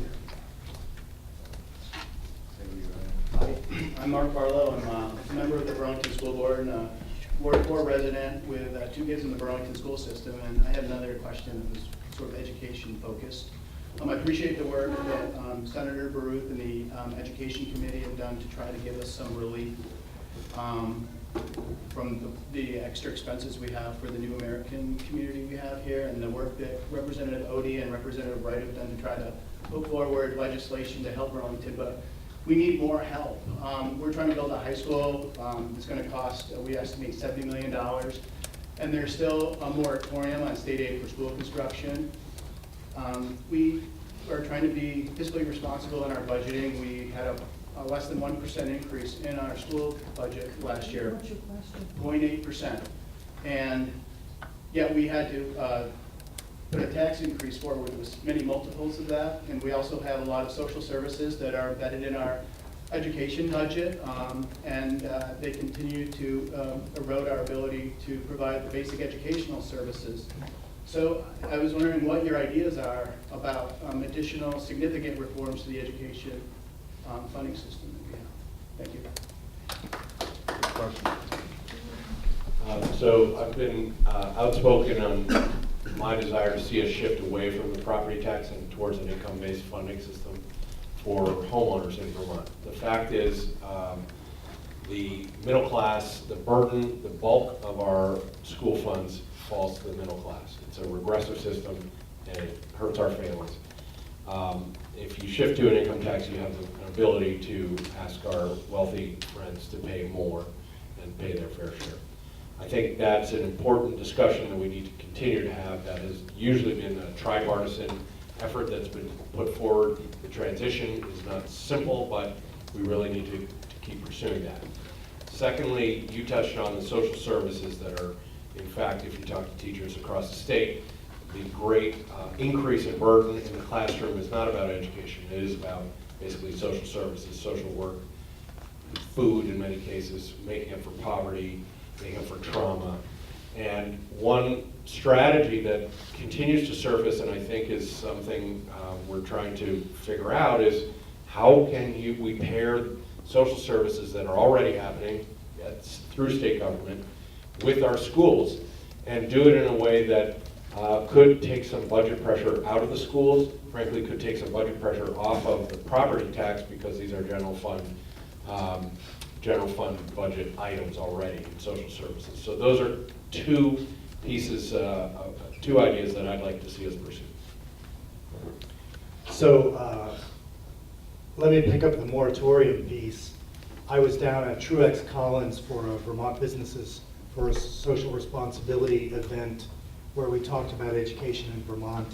And we had actually a long discussion about the moratorium, which is really not a formal thing so much. It's not a statutory thing. It's an understanding on the committees that control bonding for this, and an agreement on the last couple of administrations that there would be an informal moratorium observed. In other words, the state wouldn't step in and help communities rebuild their schools. That might have made sense when it was informally opposed. It doesn't make sense now. My kids went to Flynn. I now have one at Hunt. She's going to be going to BHS. All three schools were built a long time ago. They're in serious need of replacement, not just revamping. That's duplicated all over the state. So what I'm going to be doing is proposing a limited end to the moratorium. So I'm going to set my committee to work first week developing criteria so that not everybody around the state applies at once, but we have some people who are getting funding, help with bonding right away. I think the Burlington project is one that I would be advocating for, but it'll be a fair process. But I want to try to lift as much of that moratorium as we can, as quickly as we can. Well, I defer to Senator Baruch, who's more of an expert on this than I am, but I'm a fan of bonding to the fullest extent possible, just like we did with housing. You can take care of an immediate need and not jeopardize your tax rating or your credit rating and do more bonding. And I think the moratorium, whether it's formal or informal, has in some ways run its course, and Burlington's a perfect example. But I do think we need, as Senator Pearson said, we do need to have some truth in budgeting. And we've got now many social services being, especially in Burlington, being picked up by the school systems. And we have to get them somehow reflective of being general fund expenditures rather than education fund expenditures. And that will help alleviate the problem to the extent we're honest about it.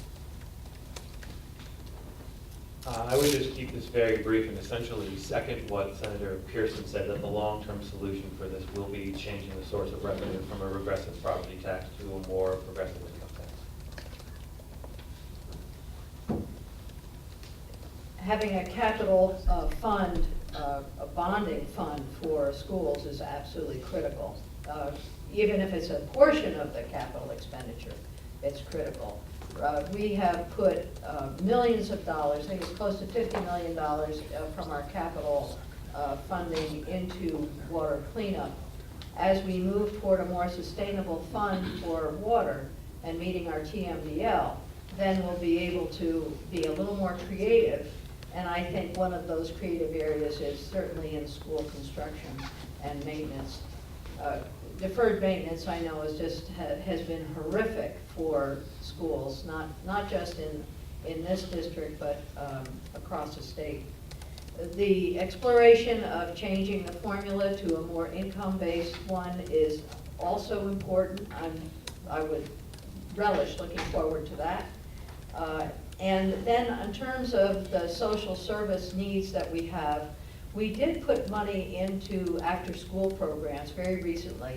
And I think having robust after-school programs, providing more funds for our public health nurses, or nurses who are in the schools are funded through the public health department, and ensuring that the kids are safe when they're in school, all those things are important. And moving some of the responsibility for the overload of opioid addiction issues and other issues from our teachers to another funding source is very important, and different people. My time's up.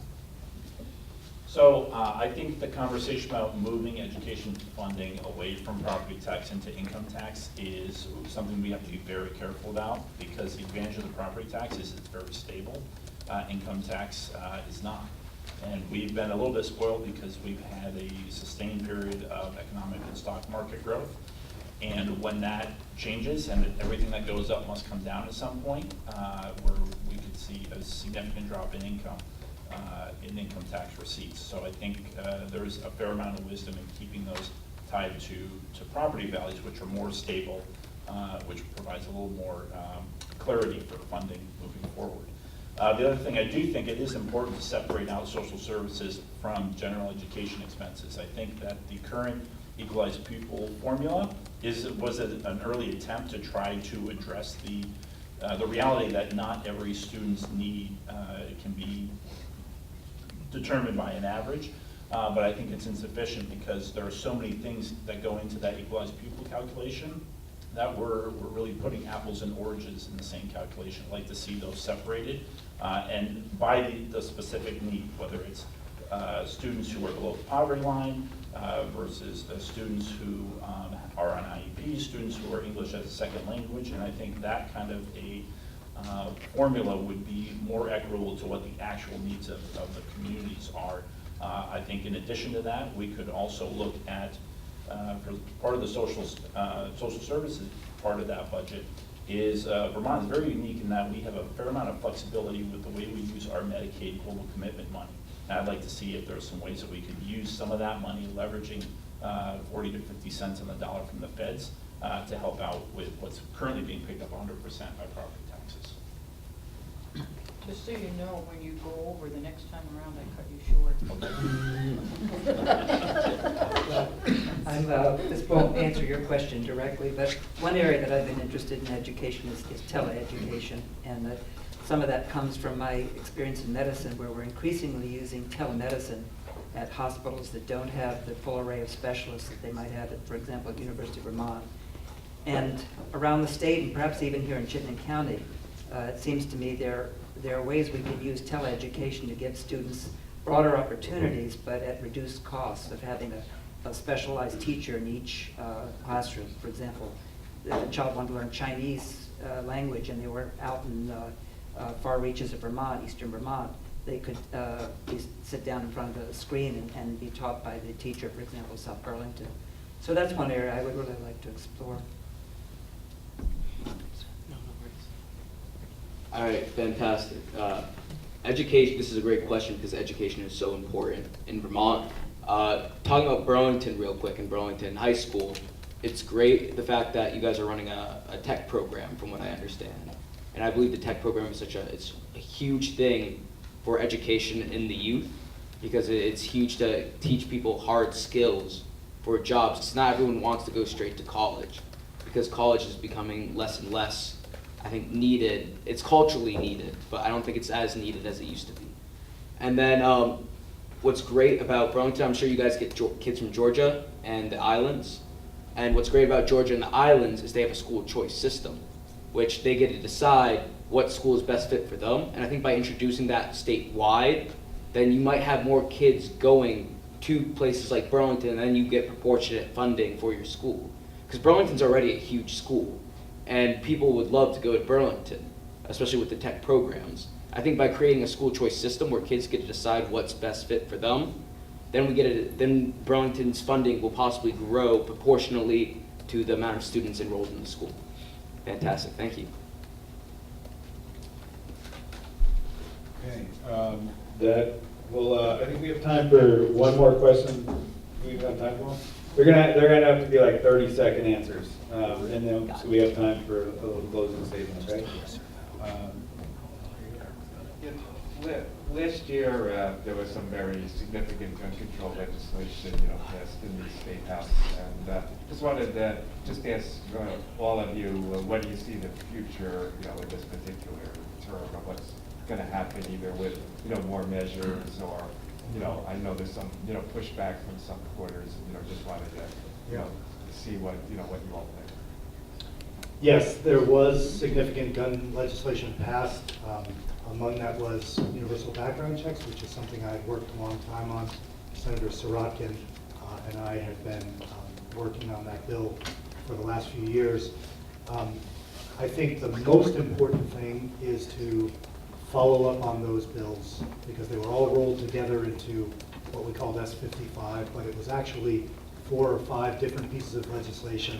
The key to as any legislator will tell you, is following up because a lot of times you find that although it's required by law, people don't do it.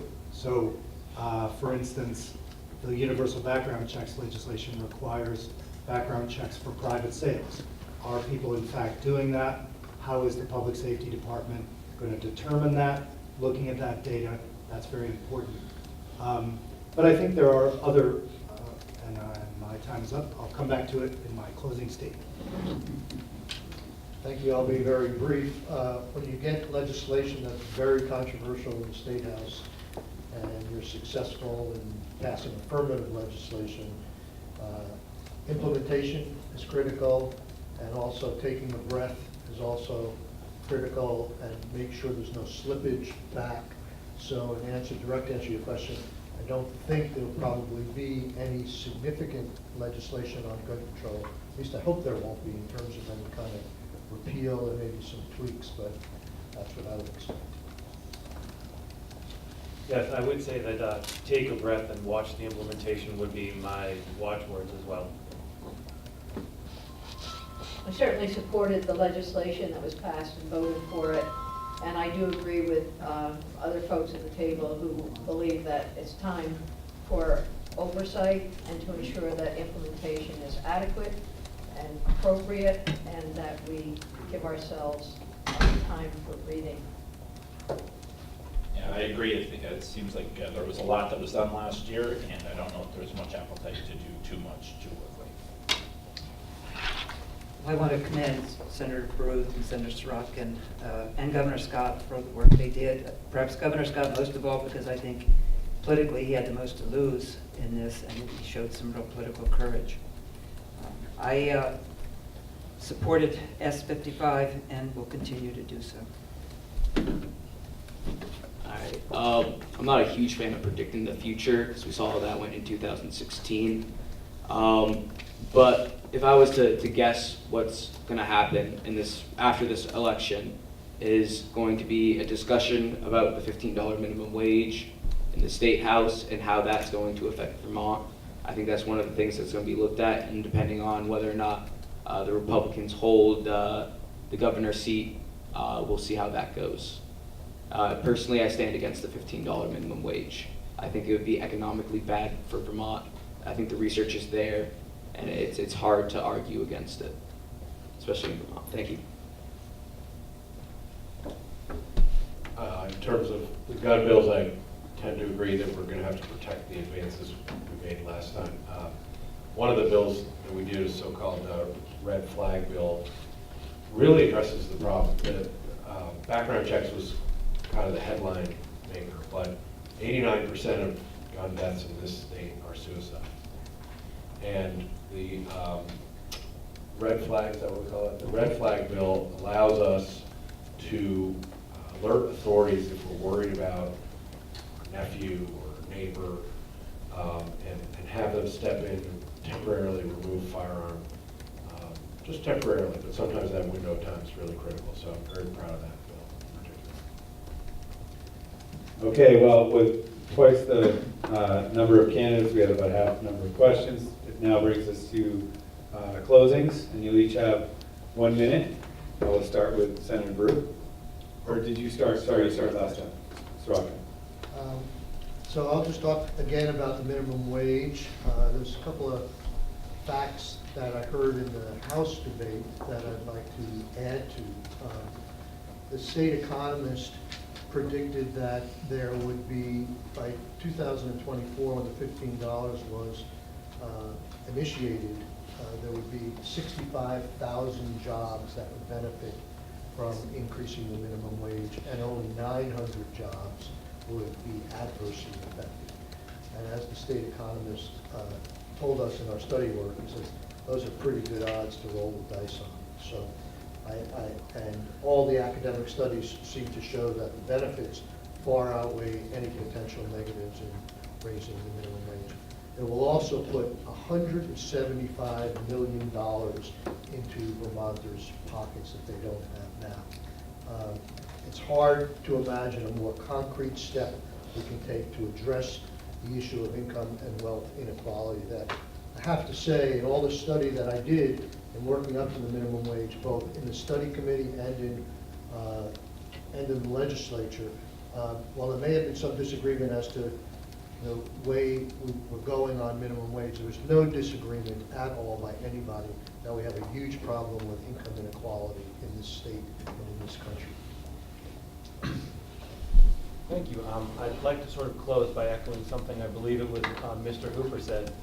The important thing, more than anything for me, is that you get involved and vote, and I'm talking to everyone watching at home as well. In the last state senate election of 2016, and you can check this on the Secretary of State's website, there were 450 or so thousand votes. Remember, that's multiplied by 6 for the district.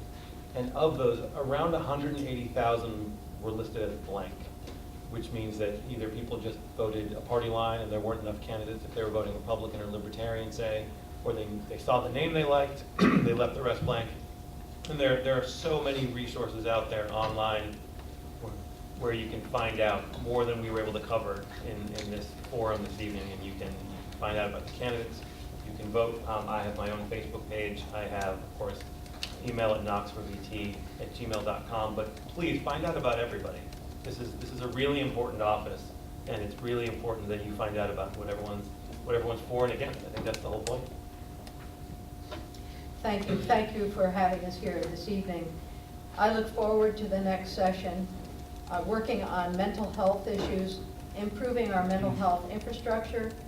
This past session, we added $5 million to help increase the wages for mental health counselors.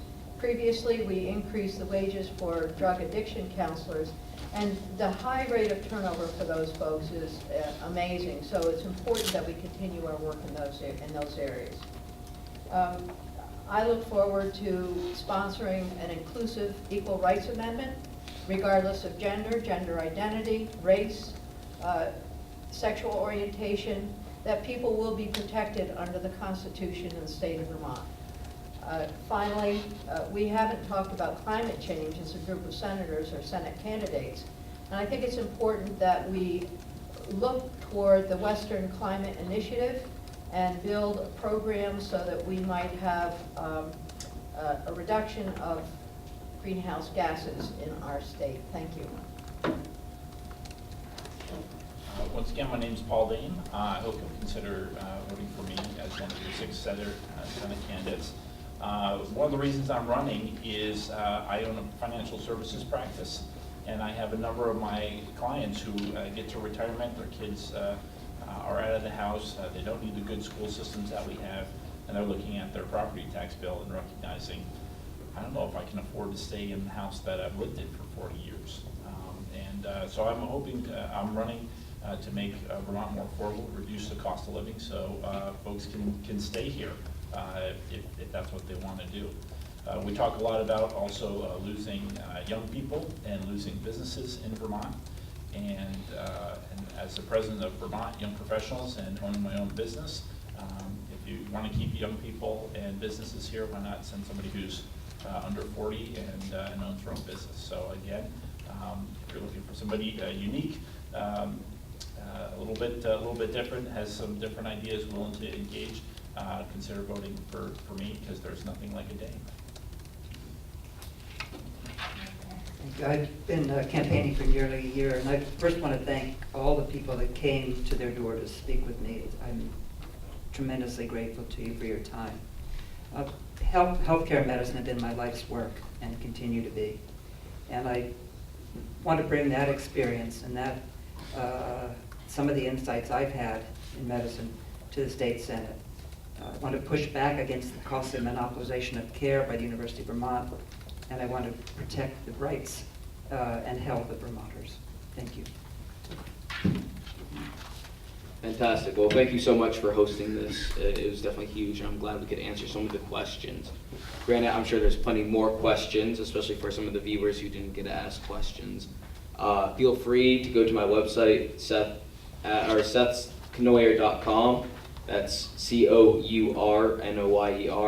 You can feel free to shoot me an email there and ask me any questions. I would love to respond to those. I'll also plug my Twitter real quick, @TheRealSethC. You can ask me questions over there, or on my Facebook page, KnoyerVT. And those are great ways to get in contact with me and ask more questions. Now, in the state Senate, currently we have 21 Democrats, 2 progressives, and 7 Republicans. And I think if you're anyone, that should be a bit nerve-wracking, considering the legislative branch is supposed to be one of the major branches having these discussions. And I think one thing, if I offer anything, is a different point of view and a different way of getting to solutions. I think that's an important conversation to have in the legislative branch. So if that's any reason to vote for me, I hope you will. Thank you, Seth Knoyer. Again, my name is Chris Pearson. It's been a thrill to be in the Senate. I'm one of, I think, 3 senators under 50, and I'm pretty sure I'm the only one with kids in elementary school, although a couple who still have kids at home. So I do bring that perspective to the work. I think state government needs to do a better job standing up for working families, middle-class families. We've got to recognize that the median household income in Vermont is about $55,000.